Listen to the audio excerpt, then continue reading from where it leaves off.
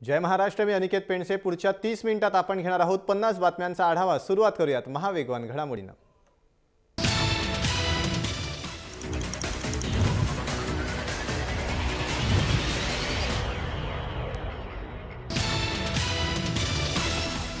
अभिमत विद्यापीठ चालवणाऱ्या शिक्षण सम्राटांना राज्य सरकारने मोठा दणका दिलाय. यंदापासून नीटच्या गुणवत्तेनुसारच राज्यात सामूहिक प्रवेश प्रक्रिया राबवली जाणार आहे. त्यामुळे अभिमत विद्यापीठात भरमसाठ फी आकारून दिल्या जाणाऱ्या प्रवेशांना चाप बसणार आहे. विशेष म्हणजे राज्यातील अभिमत विद्यापीठांनी प्रवेशासाठी जाहिरात काढली होती, मात्र अभिमत विद्यापीठ परस्पर प्रवेश देऊ शकत नाहीत असं स्पष्ट करून राज्य सरकारने अभिमत विद्यापीठांच्या बनवेगिरीला ब्रेक लावलाय. विमान निर्माण उद्योगामध्ये नागपूर एरोस्पेस इंडस्ट्री हब म्हणून लवकरच पुढे येईल असा विश्वास मुख्यमंत्री देवेंद्र फडणवीस यांनी व्यक्त केला आहे. मिहानमधल्या टाटा उद्योग समूहाच्या ताल मॅन्युफॅक्चरिंग सोल्युशनतर्फे ड्रीमलाइनर 787, 8 आणि 10 बोईंग विमानांसाठी निर्माण केलेल्या 5000व्या फ्लोअर बीमच्या पुरवठ्यासंदर्भातील कन्साइनमेंटचा शुभारंभ मुख्यमंत्री देवेंद्र फडणवीस यांच्या हस्ते झाला. माजी मंत्री एकनाथ खडसेंचं मंत्रिपद गेल्यानंतर सुरू झालेल्या धक्क्यांची मालिका अजूनही सुरूच आहे. एकनाथ खडसे महसूल मंत्री असताना मंजूर करण्यात आलेलं 1000 कोटींचं टेंडर मुख्यमंत्री देवेंद्र फडणवीस यांनी निकालात काढलंय. मद्यनिर्मित कंपन्यांना 5 वर्षांसाठी ही टेंडर देण्यात आली होती, पण आता ही टेंडर्स रद्द करण्यात आली आहेत. त्यामुळे हा खडसेंना एक प्रकारे शह दिल्याची सध्या चर्चा सुरू आहे.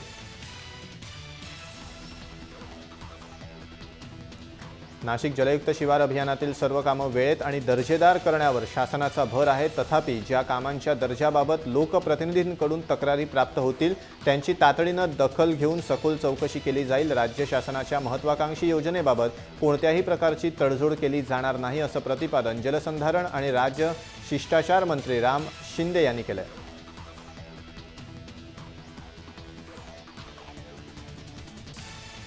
मंत्रालयातील कर्मचाऱ्यांच्या नाराजीनंतर अखेर भगवान सहाय्य यांची नियुक्ती कृषी खात्यात होणार नाहीये. या संदर्भात राज्य सरकार सुधारित GR काढणार आहे. सध्या भगवान सहाय्य सक्तीच्या रजेवर आहेत.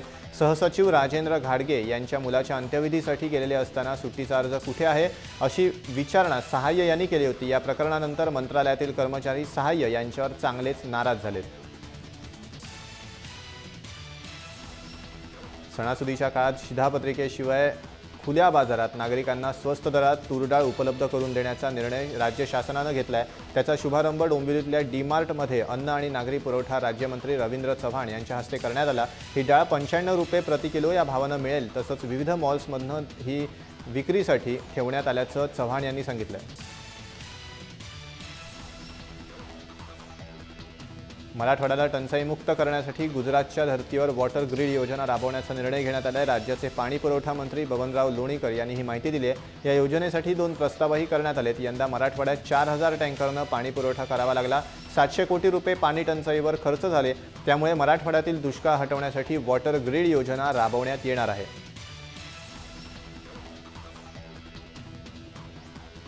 पाणी टंचाईमुळे औरंगाबादमधल्या भुजबळ नगरातले नागरिक संतप्त झाल्याचं पाहायला मिळालं. या संतप्त नागरिकांनी महापालिकेच्या 2 लाईनमनला विजेच्या खांबाला बांधून ठेवलं, तसंच इंजिनियरला कोंडून ठेवलं. 1 तास हे लाईनमन बांधलेल्या अवस्थेत होते. महापालिका आणि औरंगाबाद सिटी वॉटर युटिलिटी कंपनीच्या अधिकाऱ्यांनी घटनास्थळी धाव घेत त्यांची सुटका केली.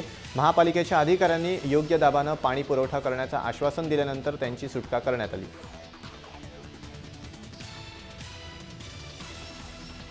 दरम्यान औरंगाबादमध्ये पाणी सोडणाऱ्या 2 लाईनमनला बांधून ठेवल्यानं शहरातील सर्व लाईनमन पाणी सोडणार नसल्याची भूमिका घेतली आहे. शिवाय पोलिसात तक्रारही दाखल करण्यात आली आहे.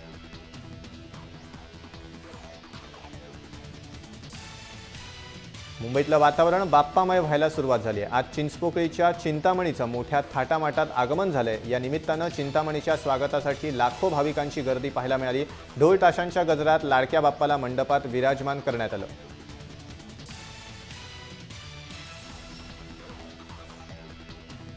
संकष्टी चतुर्थीच्या मुहूर्तावर सिद्धिविनायक न्यासाकडनं गणपतीच्या चरणी अर्पण केलेल्या दागिन्यांचा जाहीर लिलाव करण्यात आला आहे. लिलावासाठी ठेवलेल्या अलंकारांची किंमत साधारण 1,10,00,000च्या घरात होती. सोन्याचे रेखीव मुकुट, हार, अंगठ्या, कडे, नाणे, बिस्किटं अशा प्रकारचे अनेक अलंकार लिलावासाठी ठेवण्यात आले होते. बाप्पाचा प्रसाद समजून हे दागिने विकत घ्यायला भक्तांनाही चांगलीच गर्दी केली होती. हा लिलाव सकाळी 11 ते 5 वाजेपर्यंत जाहीर लिलाव करण्यात आला.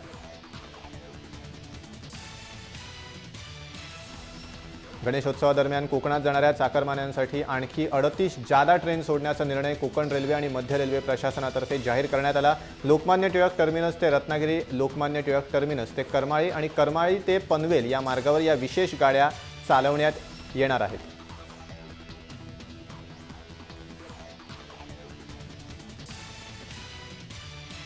सोमवारपासून संपूर्ण मुंबईत 20% पाणी कपात लागू करण्यात येणार आहे। गुंदवली ते कापूरबावडी बोगद्याचं काम हाती घेतलंय। या जलबोगद्याचं काम सोमवारपासून सुरू होतंय। 22 ऑगस्ट ते 1 सप्टेंबरपर्यंत हे काम टप्प्याटप्प्याने होणार आहे। त्यामुळे मुंबईकरांना पाणी जपून वापरावं लागणार आहे।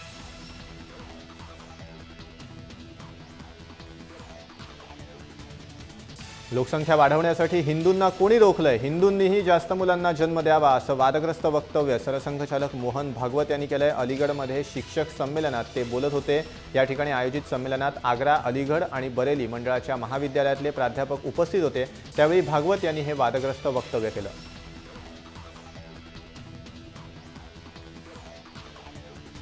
दरम्यान संघाचे माजी प्रवक्ते मागो वैद्य यांनीही सरसंघचालकांच्या वक्तव्याची री ओढली आहे। काही धर्मात मुलांच्या जन्मदरावर कोणतेही निर्बंध नाहीत अशी टीका करत त्यांनी समान नागरी कायदा लागू करण्याची मागणी केली।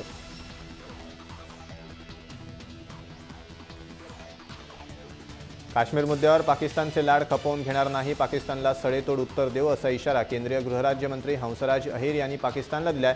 इसिसवर पूर्ण नियंत्रण असून इसिसमध्ये भरतीसाठी भारत सोडल्याचा संशय असलेल्या कुटुंबाची माहिती महाराष्ट्र आणि केरळमधनं मागवली आहे। त्यांचा शोध घेऊन कारवाई करू असंही अहिर यांनी स्पष्ट केलंय। इसिस या जागतिक दहशतवादी संघटनेमध्ये सहभागी होण्यासाठी 26 वर्षीय अशफाक अहमद, त्याची पत्नी आणि त्यांची मुलगी आणि मोहम्मद सिराज आणि एजाज रेहमान या 5 जणांनी भारत सोडल्याचं निष्पन्न झालंय। सिराज हा उद्योगपती तर रेहमान हा डॉक्टर आहे। हे दोघेही अहमद याचे चुलत भाऊ आहेत। या सर्वांनी इसिसमध्ये सहभागी होण्यासाठी गेल्या जून महिन्यातच भारत सोडल्याचं समोर आलंय।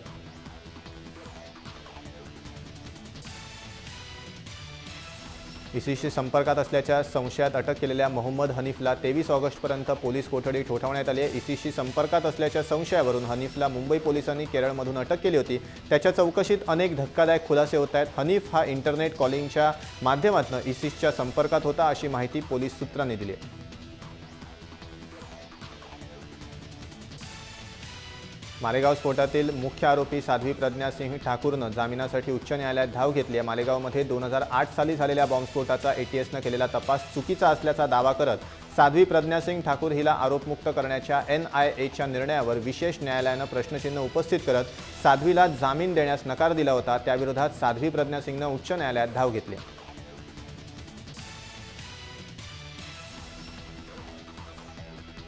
नागपूरच्या मुन्ना यादव विरोधात CID चौकशीचे आदेश देण्यात आले। मुंबई हायकोर्टाच्या नागपूर खंडपीठानं हे आदेश दिलेत। या आदेशानुसार मुन्ना यादवला सोनेगाव पोलीस स्टेशनला हजेरी लावावी लागणार आहे। बांधकाम आणि कामगार कल्याण मंडळाचा अध्यक्ष असलेल्या मुन्ना यादवनं भूखंडाचा वाद मिटवण्यासाठी 22 लाखांची खंडणी मागितल्याचा आरोप आहे।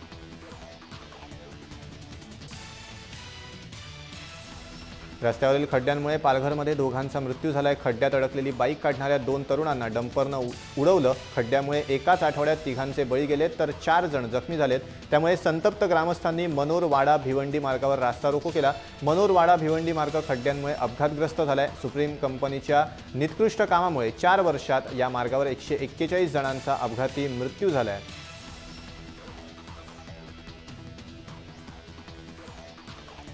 अनैतिक संबंधातून विवाहित बहिणीच्या प्रियकराची भावानं हत्या केल्याची धक्कादायक घटना कोल्हापूरमध्ये घडली आहे। या प्रकरणी दोघांना अटक करण्यात आली आहे। विवाहित बहिणीशी असलेले संबंध तोडण्यासाठी तिच्या भावानं तिच्या प्रियकराला वारंवार सांगितलं, मात्र तरीही प्रियकरानं ते ऐकलं नाही आणि दोघेही पुण्याला पळून जाण्याच्या तयारीत होते। त्यावेळी संतप्त झालेल्या भावानं बहिणीच्या प्रियकराला संपवलं।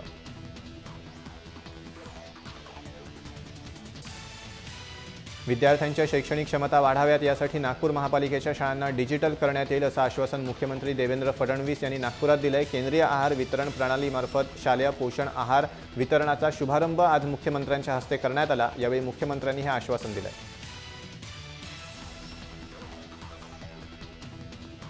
अंधश्रद्धा निर्मूलन समितीचे डॉक्टर नरेंद्र दाभोलकर यांच्या हत्येचा तपास लागत नाही म्हणून काढला जाणारा निषेध मोर्चा आणि आंदोलनांकडे सरकार जाणीवपूर्वक दुर्लक्ष करतंय असा आरोप भारिप बहुजन महासंघाचे अध्यक्ष प्रकाश आंबेडकर यांनी केलाय। जिथे माझा कार्यकर्ता आहे तिथे हात लावायचाच नाही, सरकारची आणि संघाची भूमिका असल्यामुळे तपासाला वेग नाही, अशी टीकाही त्यांनी सरकारवर केली आहे। रत्नागिरीच्या मुंबई उपकेंद्रात रेल्वे संशोधन केंद्राचे रेल्वे मंत्री सुरेश प्रभू यांच्या हस्ते उद्घाटन करण्यात आलं। रेल्वेला फायदा व्हावा यासाठी मुंबई विद्यापीठ आणि रेल्वे मंत्रालयात झालेल्या करारानुसार या संशोधन केंद्राची स्थापना करण्यात आली आहे। मुंबई विद्यापीठांतर्गत हे केंद्र सुरू झालं असून यामध्ये विद्यार्थ्यांना जास्तीत जास्त माहिती आणि ज्ञान मिळवून देण्याचा प्रयत्न असणार आहे।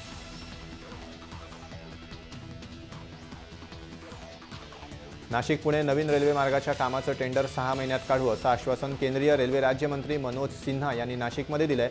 शेतीमाल वाहतुकीसाठी लवकरच कार्गो ट्रेन सुरू करण्याचा विचार असल्याचंही त्यांनी सांगितलं।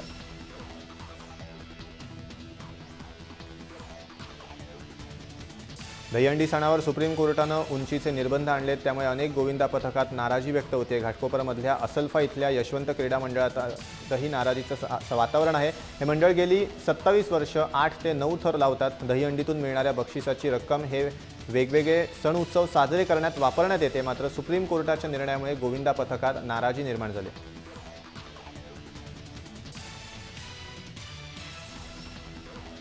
मुंबईत आज हेरिटेज ऑफ हाफ मॅरेथॉन पार पडलं। या मॅरेथॉनला मास्टर ब्लास्टर सचिन तेंडुलकरनं हजेरी लावली। सचिननं मॅरेथॉनला हिरवा कंदील दाखवला। हाफ मॅरेथॉनमध्ये एकूण 3 रन होते। पहिला रन हा मुंबई विद्यापीठ ते ओव्हल मैदानापर्यंत 21 किलोमीटरचा, दुसरा रन 10 किलोमीटर आणि तिसरा रन 5 किलोमीटरपर्यंत होता। हजारो स्पर्धकांनी हाफ मॅरेथॉनमध्ये सहभाग घेतला।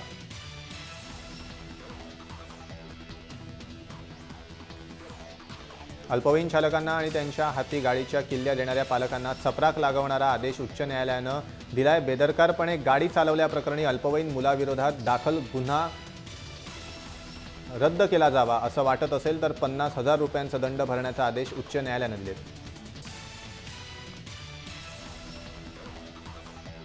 ठाणे शहरासह जिल्ह्याला टोलचा विळखा पडल्यानं ठाणेकर मेटाकुटीला आलेत। मात्र आता ठाणेकरांच्या माथी आणखी एका टोलचा भुर्दंड पडणार आहे।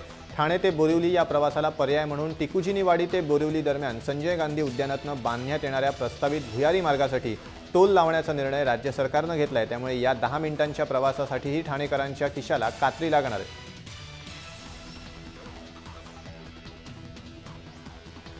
सायकलिंग हा आरोग्यासाठी उत्तम व्यायाम असून सायकल चालवल्यानं सगळे आजार दूर होतात, पर्यावरणाचंही आरोग्य उत्तम राहतं। हा संदेश देण्यासाठी आज सकाळी औरंगाबाद शहरातील डॉक्टर आणि पर्यावरण प्रेमींनी सायकल रॅली काढली।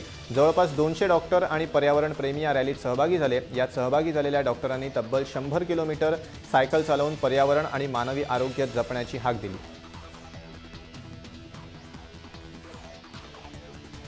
शिर्डीच्या साईबाबा संस्थानाच्या रुग्णालयात मोफत सेवा देण्याची इच्छा असणाऱ्या डॉक्टरांनी साई संस्थानशी संपर्क करण्याचं आवाहन साईबाबा संस्थानानं केलंय। संस्थानच्या श्री साईबाबा आणि श्री साईनाथ हॉस्पिटलच्या विविध विभागात ज्या सेवाभावी डॉक्टरांना कुठलंही मानधन अथवा मोबदला न घेता निरपेक्ष भावनेनं वैद्यकीय सेवा देण्याची इच्छा असेल अशा जगभरातील डॉक्टरांना हे आवाहन करण्यात आलंय।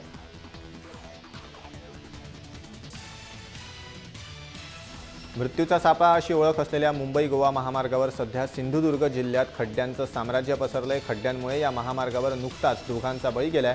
कोकणातला सर्वात मोठा सण गणेशोत्सव तोंडावर येऊन ठेपलाय, तरी या रस्त्यावरील खड्डे बुजवण्याची प्रशासनाकडनं कुठलीही कारवाई होताना दिसत नाहीये। त्यामुळे गणेशोत्सवाआधी हे खड्डे बुजावेत अशी मागणी कोकणवासीय करतायत।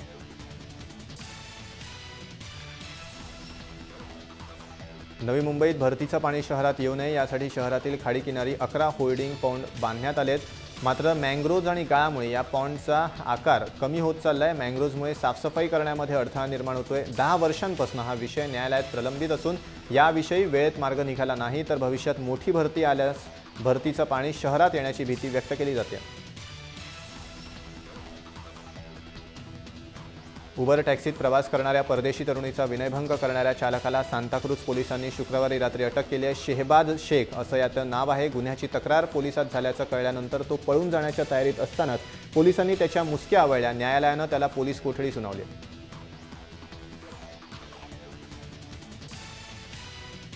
हार्बर मार्गावरील लोकल सेवेचा कायापालट करण्यासाठी कॅब सिग्नलिंग प्रणालीचा मुंबई नागरी वाहतूक प्रकल्प 3 यात समावेश करण्यास नीती आयोगानं नकार दिलाय। ही प्रणाली अतिशय महागडी असून त्यामुळे प्रकल्पाचा खर्च 4,000 कोटींनी वाढत असल्यानं नीती आयोगानं हा निर्णय घेतलाय।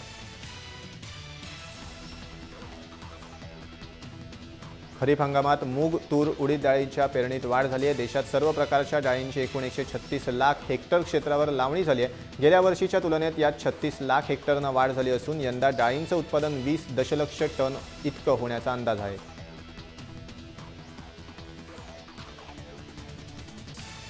सगळीकडे गणेशोत्सवाची लगबग सुरू झाली आहे, मात्र किराणा साहित्याचे दर वाढल्यानं मुंबईकरांच्या खिशाला कात्री बसते। तांदळाचं पीठ, गूळ, साखरेचे भाव गगनाला भिडलेत। त्यामुळे महागाईला फोडणी मिळाली असून या जीवनावश्यक वस्तूंच्या दरवाढीमुळे गृहिणी त्रस्त झाल्यात।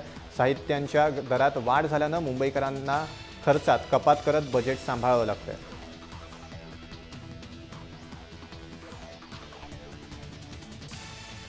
जलयुक्त शिवारमुळे सातारा जिल्ह्यातील 60,000 हेक्टर क्षेत्र ओलिताखाली आलं असून 200 गावं जलस्वयंपूर्ण झाली आहेत। दुष्काळी तालुक्यांसह सधन तालुक्यातील भूजल पातळीत अर्धा ते 3 मीटरपर्यंत वाढ झाली आहे।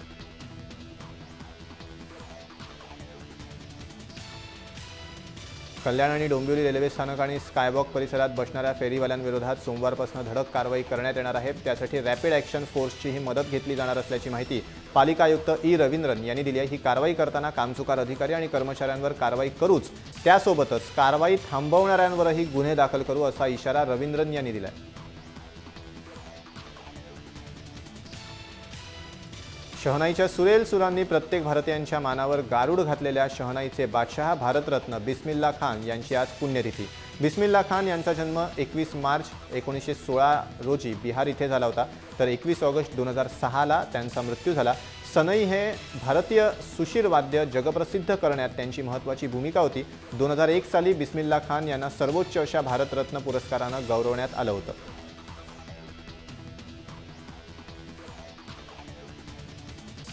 उर्जित पटेल यांची रिझर्व्ह बँकेचे गव्हर्नर म्हणून नियुक्ती करण्यात आली आहे। विद्यमान गव्हर्नर रघुराम राजन यांचा कार्यकाळ 5 सप्टेंबरला संपतोय। रघुराम राजन यांच्या जागी 4 जणांची नावं चर्चेत होती, पण रघुराम राजन यांचा उत्तराधिकारी म्हणून उर्जित पटेल यांची निवड झाली।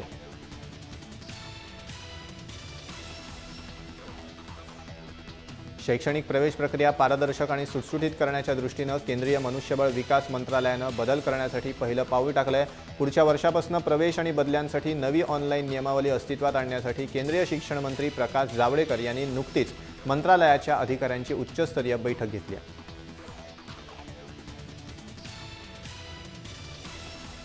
काश्मीरमध्ये सलग 44व्या दिवशीही संचारबंदी कायम ठेवण्यात आली आहे। इथल्या सर्वसामान्य जनतेचं हाल होत आहेत। फुटीरतावाद्यांच्या घातक कारवायामुळे ही संचारबंदी संपूर्ण जिल्ह्यासह अनंतनाग आणि पॅम्पोर शहरात लागू करण्यात आली आहे। संचारबंदीमुळे दुकानं, खासगी कार्यालय, पेट्रोल पंप आणि सार्वजनिक वाहतूक बंद ठेवण्यात आली आहे। 25 ऑगस्टपर्यंत हे आंदोलन वाढवण्यात आलं आहे।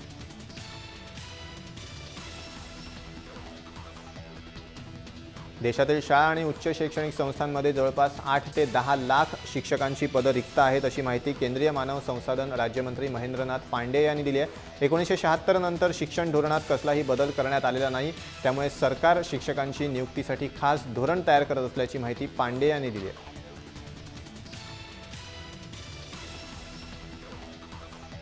2 दिवसांपूर्वी काश्मीरमधील तांगधार सेक्टरमध्ये BSFच्या चौकीवर झालेल्या हल्ल्यामध्ये ज्या दहशतवाद्यांचा समावेश होता, त्यांनी आज सकाळी पुन्हा एकदा भारतीय सीमारेषेत घुसखोरी करण्याचा प्रयत्न केला। मात्र लष्कराच्या जवानांनी त्यांचा हा कट उधळून लावत 3 दहशतवाद्यांना कंठस्नान घातलंय। आतंकवाद्यांना ठार मारल्यानंतर त्यांच्याकडील अत्याधुनिक शस्त्रास्त्र जप्त करण्यात आली आहेत।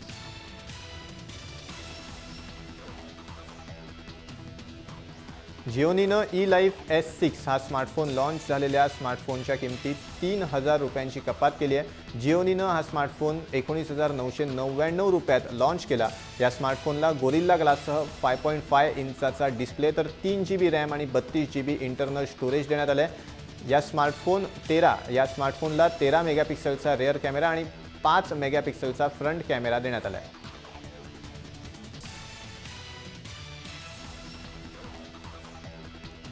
ग्राहकांना इंटरनेट वापरायला प्रोत्साहन देण्याच्या दृष्टीनं दूरसंचार नियामक प्राधिकरणानं नेटपॅकची वैधता 365 दिवसांपर्यंत वाढवण्यास मान्यता दिली आहे। ट्रायच्या नियमानुसार सध्या केवळ जास्तीत जास्त 90 दिवसांपर्यंतची वैधता असलेले विविध नेटपॅक्स उपलब्ध आहेत. आता मात्र 365 दिवसांपर्यंत विविध नेटपॅकची ऑफर मिळणार आहे.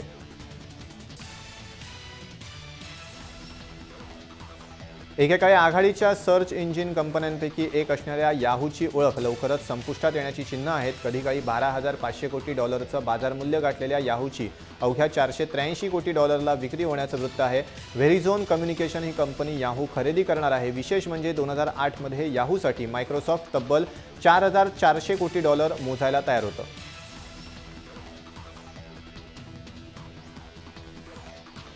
एअरटेलनं आपल्या प्रीपेड ग्राहकांसाठी नव्या ऑफरची घोषणा केली आहे. कंपनीनं आपल्या प्रीपेड ग्राहकांसाठी फक्त $250 10 GB 4G डेटा देण्याचा निर्णय घेतला आहे. जे लोक अजूनही 4G इंटरनेट सेवेचा वापर करत नाहीत त्यांच्यासाठी 10 GBचा 3G डेटा कंपनी देते.